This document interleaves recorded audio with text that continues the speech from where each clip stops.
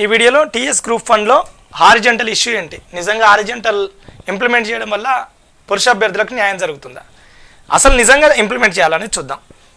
ఒకసారి చూడండి sir, reservation versus roster కావడం కారణంగా ఈ వివాదం అనేది తెర మీదకి వచ్చింది. రిజర్వేషన్ వర్సెస్ రోస్టర్ అంటే భారతదేశంలో జనాభా దమాషా ఆధారంగా రిజర్వేషన్లు అనేది తీసుకొచ్చారు. ఆ రిజర్వేషన్లు ఇంప్లిమెంట్ చేయడం కోసం ఏం చేశారంటే రోస్టర్ అనే ఒక విధానాన్ని తీసుకొచ్చారు. సో కానీ ఈ రోస్టర్ తీసుకురావడం వల్ల చాలా నష్టపోతారు. ఎట్లా నష్టం జరుగుతుంది, దాంట్లో ఉన్నటువంటి ప్రధానమైనటువంటి లోపాలు ఏంటనేది కూడా చర్చిద్దాం. సో ఇక్కడ మనకు కనిపిస్తుంది గవర్నమెంట్ జీవోస్ ప్రకారమే ఎవరికి ఎంత పర్సంటేజ్ రిజర్వేషన్స్ ఇవ్వాలనేది కనిపిస్తుంది. దీంట్లో 7% ఏమో ఇది ఈ బీసీడీ ఏబిసిడి వాళ్ళకి సంబంధించి 7% BCA, 10% BCB, 1% BCC, 7% BCD and 4% BCE వాళ్ళకి ఇవ్వాలనేది కనిపిస్తుంది. ఇక ఎస్సీ వాళ్ళకి సంబంధించి 15 నుంచి 16%, ఎస్టీకి సంబంధించి కూడా 7.5%, ఈడబ్ల్యూఎస్ సంబంధించి 10%, మీకు తెలిసినటువంటి విషయమే. అరౌండ్గా మన ఓబీసీలకు సంబంధించి మాత్రం 27%లో ఇప్పుడు నేను చెప్పినటువంటి వాటాలు వస్తాయి. సో మహిళలకు ఖచ్చితంగా హారిజెంటల్ విధానమే ఇవ్వాలి అని గతంలో తీర్పులు ఉన్నాయి, అంటే 100% ఉన్నాయి. అనేక తీర్పులు ఉన్నాయి. అనేక తీర్పుల్లో కూడా Raj Kumar Dariya versus Rajasthan public service commission case, Anil Kumar Gupta versus state of UP, Indira Sawhney versus union of India, Virpal Singh Chauhan versus union of India, అదేవిధంగా Ritesh R Saha versus doctor YL ఎముల్ కేసులో హారిజెంటల్ విధానమే ఇంప్లిమెంట్ చేయాలని చెప్పారు. మరి వాస్తవానికి హారిజెంటల్ వర్టికల్ అనేది అసలు ఏంటి, అసలు రిజర్వేషన్ భారతదేశంలో ఎలా ఇంప్లిమెంట్ చేస్తారు అనేది చూసే ప్రయత్నం చేద్దాం. ఒక్కసారి చూడండి సార్. సో జనరల్గా భారతదేశంలో రిజర్వేషన్ ఇంప్లిమెంట్ చేసేటప్పుడు హారిజెంటల్గా కొన్ని వర్గాల వారికి ఇంప్లిమెంట్ చేస్తారు, వర్టికల్గా కొన్ని వర్గాల వారికి ఇంప్లిమెంట్ చేస్తారు. ఎవరెవరికి హారిజెంటల్గా ఇంప్లిమెంట్ చేయాలి, ఎవరెవరికి వర్టికల్గా ఇంప్లిమెంట్ చేయాలి, ఎందుకు చేయాలి అనేది నేను చెప్తాను. ఇప్పుడు చూడండి సార్, ఒక వర్టికల్ అనేది ఏమో ఇక్కడ కనిపిస్తుంది, బీసీ, ఎస్సీ, ఎస్టీ వాళ్ళకి ఇంప్లిమెంట్ చేయాలి. హారిజెంటల్ అనేదేమో women, PH, sports, CPP, like that ex serviceman, ఇలా అన్నట్టు. ఇప్పుడు ఓపెన్ కేటగిరీలో ఎస్సీనో బీసీనో ఎవరో ఒకరు సెలెక్ట్ అయ్యారు అని అనుకుందాం. సో ప్రధానంగా ఉమెన్కు సంబంధించి పోస్టులు ఎక్కువ వచ్చినాయి కదా, చర్చ మొత్తం ఉమెనే సెలెక్ట్ అయిందని అనుకుందాం. ఓపెన్ కేటగిరీలో ఒక ఉమెన్ సెలెక్ట్ అయింది. అయితే మనకు ఈ భర్తీ చేసేటప్పుడు ఓపెన్ జనరల్గా భర్తీ చేస్తారు, అంటే పురుష అభ్యర్థులు, మహిళా అభ్యర్థులు పోటీ పడే పోస్టులు ఉంటాయి. అదేవిధంగా ఒక కేటగిరీ ఉదాహరణ చెప్తున్నారు, రెండింటిని తీసుకుని ఉమెన్గా కూడా భర్తీ చేస్తారు. ఇప్పుడు ఒక టాపర్ ఉందని అనుకుందాం, ఒక ఉమెన్ టాప్ ప్లేస్లో వచ్చింది, ఫస్ట్ ర్యాంకో సెకండ్ ర్యాంకో వచ్చింది గ్రూప్ 1 ప్రిలిమ్స్లో అని అనుకుందాం. వచ్చినప్పుడు ఈమె ఆల్రెడీ ఓపెన్ జనరల్లో సెలెక్ట్ అయింది కాబట్టి ఇక్కడ ఓపెన్ ఉమెన్కు కేటాయించినటువంటి ఒక 40 పోస్టులో 39 పోస్టులు ఉన్నాయనుకోండి. దాన్ని ఏం చేయాలంటే ఇక్కడ ఒక 40 పోస్టులు ఓపెన్లో ఉన్నాయని అనుకుందాం, ఓపెన్ జనరల్లో 41వ పోస్ట్గా దీన్ని తీసుకొచ్చి ఇక్కడ పెట్టాలి. అంటే ఇక మళ్ళీ ఉమెన్ని సపరేట్గా తీసుకోవద్దు. ఇక్కడ ఎందుకు తీసుకోవద్దు అనేది చూస్తే దానినే హారిజెంటల్ అంటాం. ఎందుకు అని అంటామంటే ఆల్రెడీ భారతదేశంలో వర్టికల్ విధానంలో అదే ఒక బీసీ క్యాండిడేట్ ఓపెన్లో సెలెక్ట్ అయ్యిందని అనుకుందాం, బీసీ ఓపెన్ జనరల్లో సెలెక్ట్ అయ్యింది అనుకోండి. మళ్ళీ ఆయన బీసీఏనో బీసీబీనో అయితే మళ్ళీ వాళ్ళ దాంట్లో కూడా వేరొక వ్యక్తిని తీసుకోవచ్చు. ఇది వర్టికల్. హారిజెంటల్ అంటేనేమో వాళ్ళ ప్రియారిటీ లేనప్పుడు మాత్రమే రిజర్వేషన్ ఇంప్లిమెంట్ చేయాలి. వర్టికల్ అంటేనేమో వాళ్ళ ప్రియారిటీ ఉన్నప్పటికి కూడా భారత రాజ్యాంగం వాళ్ళకి దీన్ని సోషల్ రిజర్వేషన్ అని అంటాం. సో భారత రాజ్యాంగం వాళ్ళకి కల్పించినటువంటి సామాజిక వెసులుబాటు ఇది, దీన్ని స్పెషల్ రిజర్వేషన్ అంటాం హారిజెంటల్ని. సో ఇది స్పెషల్గా వచ్చినటువంటి విషయమే, దీనికి రాజ్యాంగబద్ధత లేదు, కానీ వీటికి రాజ్యాంగబద్ధత ఉంటుంది సోషల్ రిజర్వేషన్స్కి. సో చాలా కేసుల్లో Indira Sawhney versus union of India లాంటి కేసుల్లో గైడ్లైన్స్ ఇచ్చింది, ఒక సోషల్ రిజర్వేషన్ అంటే ఏంటి, ఒక స్పెషల్ రిజర్వేషన్ అంటే ఏంటి. సో మరి వాస్తవానికి అసలు ఈ చర్చ మొత్తం ఎందుకు జరుగుతుంది సార్, వాళ్ళకి ఎక్కువ వచ్చినాయి అంటే తెలంగాణ వచ్చినాక కొత్త జోనల్ వ్యవస్థ వచ్చింది. కొత్త జోనల్ వ్యవస్థ రాగానే రోస్టర్ స్టార్ట్ అయింది. రోస్టర్ అసలు ఓపెన్ అయ్యేదే ఉమెన్ తోటి ఓపెన్ అవుతుంది.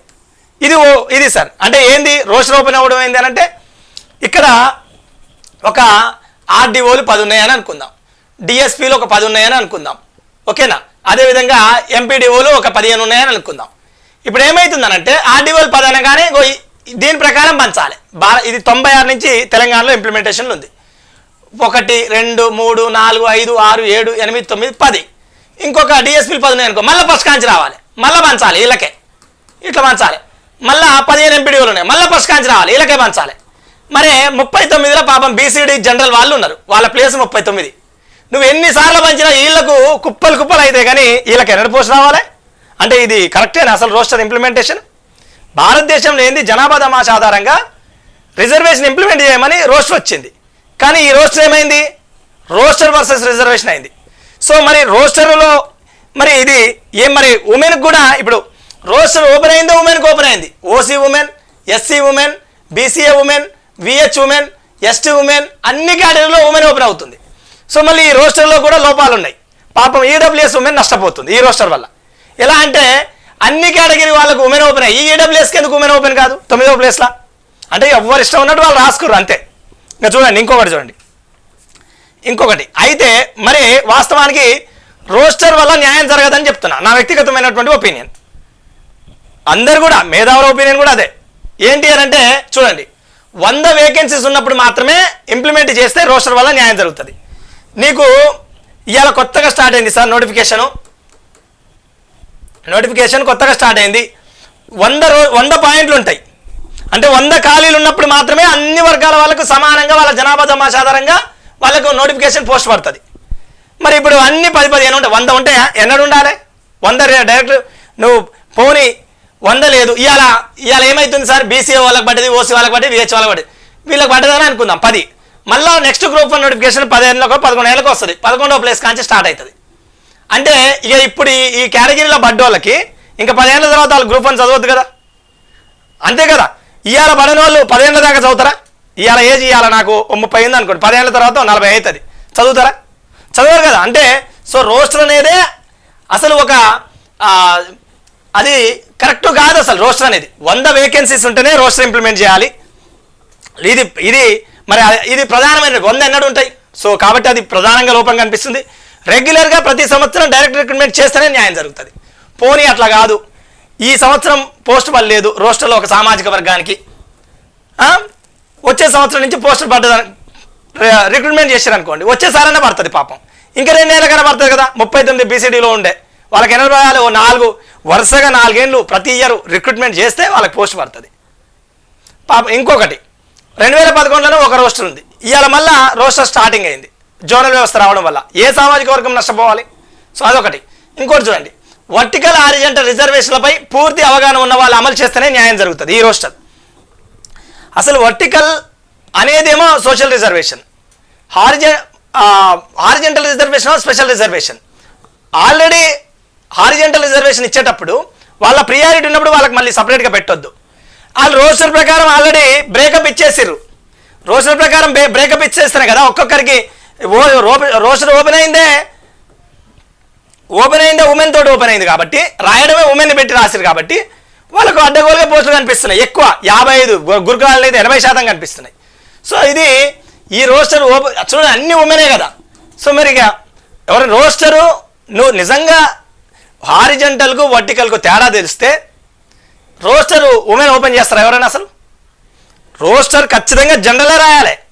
జనరల్ రాస్తే ఉమెన్ కూడా పోటీ పడుతుంది కదా, జనరల్ రాస్తే ఉమెన్ కూడా పోటీ పడుతుంది. కానీ మీరేం చేసారు? రోస్టర్ రాయడమే ఉమెన్తో రాసిరు. మరి జనరల్ అభ్యర్థులు ఎట్లా పోటీ పడతారు వాళ్ళకు వేకెన్సీస్ని చూయిస్తే? ఇంకా చూడండి, ఇంకా నాకు కనిపించినటువంటి ప్రధానమైనటువంటి లోపం రోస్టర్లో మీరు ఖచ్చితంగా కామెంట్ చేయాలి సార్. దీనిపైన ప్రతి ఒక్కరు మీ ఒపీనియన్ చెప్పాలి అసలు రోస్టర్ ఏంటి అనేది. కొన్ని వర్గాల వారికి అమల్లో అన్యాయం జరుగుతుంది, కొన్ని వర్గాల వారికి. అంటే ఉదాహరణ ఇప్పుడు ఉమెన్ చెప్పిన నేను, ఇప్పుడు అందరికీ ఉమెన్ రోస్టర్లో ఉమెన్ పెట్టినప్పుడు ఈ ఈడబ్ల్యూఎస్ వాళ్ళకి ఎందుకు పెట్టారు? ఈడబ్ల్యూఎస్కు ఉమెనే పెట్టాలి కదా, ఉమెన్ జనరల్ రావాలి కదా. మీరు చూడండి, అడ్వకేట్ని అప్రోచ్ కాండి. నేను చెప్పేది 100% నిజం. ఈడబ్ల్యూఎస్ ఉమెన్ నష్టపోతుంది, 100% నష్టపోతుంది ఒకవేళ ఇదే రోస్టర్ ఇట్లనే ఇంప్లిమెంట్ చేసినా కూడా. మరొకటి చూడండి సార్, సో బీసీడీ వర్గానికి అయితే పూర్తి నష్టం. ఇంకా వాళ్ళ బాధ చెప్పాల్సిన అవసరం లేదు. ఇంకా ఎవరు కాపాడాలంటే వాళ్ళని దేవుడే కాపాడాలి. బీసీడీ 39వ ప్లేస్లో ఉంది. ఎలా పడుతుంది పోస్ట్ పడుతుందా? 39 ఆర్డీఓలు ఉంటాయా? ఒక నోటిఫికేషన్లో 39 డీటీలు ఉంటాయా? 39 రెవెన్యూ డిపార్ట్మెంట్లో జూనియర్ అసిస్టెంట్లు ఉండాలి. 39 ఏది గ్రూప్ 4 రావాలన్నా కూడా 39 వేరే డిపార్ట్మెంట్ అంటే రకరకాల సబ్ రిజిస్టర్ కార్యాలయంలో ఉన్నదనుకోండి, అవి 39 ఉంటే వీళ్ళకి వచ్చి ఒక పోస్టుకు వస్తుంటుంది. అది కూడా అది జిల్లా పోస్ట్ కాబట్టి మళ్ళీ జిల్లాలల్లా. సో అనేక జిల్లాలు అనేక జోనలు చేయడం వల్ల ఇలాంటి వర్గాల వారికి కంప్లీట్ నష్టం జరుగుతుంది. బీసీడీ లాంటి వర్గాలకు పడదు. ఎట్లా పడుతుంది? ప్రతి ఒక చిన్న జిల్లా చేసే ఆ చిన్న జిల్లాలో 39 ఖాళీలు ఉండాలి జూనియర్ అసిస్టెంట్లు, 39 రెవెన్యూ డిపార్ట్మెంట్ జూనియర్ అసిస్టెంట్లు, లేకపోతే పంచాయతీరాజ్ డిపార్ట్మెంట్ జూనియర్, అంటే అన్ని 39 పైగా ఉంటేనే. అందుకనే రోస్టర్ అనేది ఇంప్లిమెంట్ చేయాలంటేనే అసలు 100 ఖాళీలు ఉండాలి అన్ని వర్గాలకు న్యాయం జరగాలంటే. అర్థమైందండి? మరి నిజంగా బాలయ్య సార్ మరి మీరు ఇన్ని ముచ్చట్లు చెప్తారు కదా, ఏం చేయాలి మరి దీనికి రెమెడీ ఏంటి అంటే ప్రభుత్వం ఇమీడియట్గా కమిటీ వేయాలి, ఐఎస్ఆర్ కమిటీ వేసి రోస్టర్ని పరిశీలించాలి. అసలు నిజంగా పోరగాలు మొత్తుకునేది నిజమా అబద్ధమా, ప్రాపగండ చేస్తున్నామా, నిజంగా న్యాయంగా మాట్లాడుతున్నామా అన్యాయంగా మాట్లాడుతున్నామా, ఖచ్చితంగా పరిశీలించాలి. నేను చెప్పేది ఒక్కటి తప్పైనా దేనికైనా రెడీ నేను. చూడండి సార్, రోస్టర్లో హారిజంటల్ వర్టికల్ ఇంప్లిమెంటేషన్ కోసం రోస్టర్ సవరణ చేయాలి 100%. అంటే వాళ్ళ ప్రియారిటీ ఉన్నప్పుడు మరి వాళ్ళేమో నిన్న హైకోర్టు నుంచి జడ్జిమెంట్ తెచ్చారు గ్రూప్ 1లో హారిజంటల్ ఇంప్లిమెంట్ చేయండి అని. మరి నీకు రోస్టరే టెక్నికల్గా మారింది ఎట్లా ఇంప్లిమెంట్ చేస్తారు? బ్రేకప్లో ఆల్రెడీ ఇచ్చేసారు. రోస్టర్ ఎప్పుడు కూడా రిజర్వేషన్కు విరుద్ధం కాకుండా చూడాలి. రోస్టర్ వర్సెస్ రిజర్వేషన్ అయింది భారతదేశం మొత్తం. ఇప్పుడు మన కాడ ఇప్పుడు రిజర్వేషన్ ఏమో ఇంప్లిమెంట్ చేస్తానికి రోస్టర్ తెచ్చారు, కానీ రోస్టర్ కారణంగా ముందున్న వాళ్ళకే పోస్ట్ మీద పోస్ట్ కూర్చొని క్యాస్కేడింగ్ జరుగుతుంది. ఒకదాని మీద ఒకటి ముందున్న వర్గాలకు న్యాయం జరుగుతుంది. మళ్ళీ ఇప్పుడు రాముడు రాకాశవాడు 10 ఏళ్ళకు నోటిఫికేషన్ వస్తే మరి ఇప్పుడు పోస్ట్ పడ్డోడు అప్పుడు నష్టపోవాలి కదా. అంటే అన్ని వర్గాలకు నష్టమే ఇది. దీనిపైన వాస్తవానికి చాలా కులంకుశమైనటువంటి అధ్యయనం చేస్తే తప్ప ఈ రోస్టరు రిజర్వేషను ఇక్కడ ఉన్నటువంటి డైరెక్ట్ రిక్రూట్మెంట్ పోస్టుల విషయంలో ఒక క్లారిటీ రాదు. ఖచ్చితంగా ప్రభుత్వం ఆలోచించాలి. దీన్ని అన్ని వర్గాల వాళ్ళకి పంపించండి సార్, అన్ని కుల సంఘాలకు పంపించండి, అన్ని ప్రజా సంఘాలకు పంపించండి. ఇది పెద్ద ఇష్యూ కదా, 96 నుంచి జరుగుతుంది కదా, ఎవరికి తెలుస్తుంది? నేను 8 నెలలు రీసెర్చ్ చేసిన, నాకు ఈ నాలెడ్జ్ రావడం కోసం అనేక కేసులు చదివిన, నాకు ఇదే సరిపోయింది. ఇక గ్రూప్ 1 చదవను నేను. ఓకేనా? సో డెఫినెట్లీ మీ ఒపీనియన్ చెప్పండి, కామెంట్ రూపంలో తెలియజేయండి, సబ్స్క్రైబ్ చేయండి. ఓకేనా? మనకు డువాడే యాప్ ఉంటుంది, డౌన్లోడ్ చేయండి. క్లాసెస్ కూడా గ్రూప్ 2 ఓరియంటేషన్, గ్రూప్ 3, గ్రూప్ 4 వాళ్ళకు కూడా కోర్సెస్ ఉన్నాయి. నచ్చితే పర్చేజ్ చేయండి. థ్యాంక్ యూ అండి, థ్యాంక్ యూ సో మచ్.